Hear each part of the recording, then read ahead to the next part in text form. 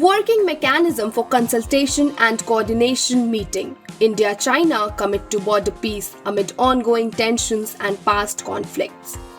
India and China have agreed on the need to jointly uphold peace and tranquility in their border areas, adhering to bilateral agreements, protocols, and understandings between the two governments.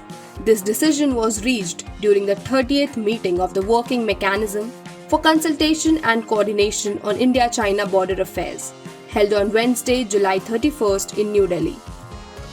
Gauranga Lal Das, Joint Secretary East Asia from the Ministry of External Affairs, led the Indian delegation, while Hong Liang, Director General of the Boundary and Oceanic Department of the Chinese Ministry of Foreign Affairs, headed the Chinese delegation. The two sides reviewed the current situation along the line of actual control to seek an early resolution of outstanding issues, following recent discussions between their foreign ministers in Astana and Vientiane. Both nations emphasized that the restoration of peace and respect for the LAC are crucial for normalizing bilateral relations.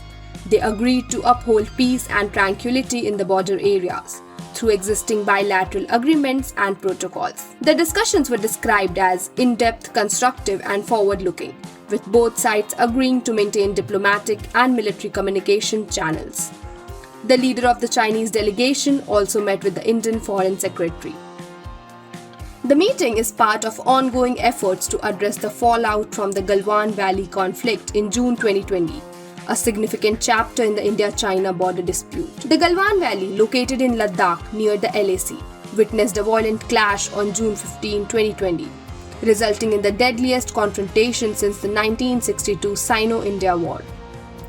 Following the clash, both nations engaged in high-level talks to de-escalate the situation, using diplomatic and military channels to prevent further conflict.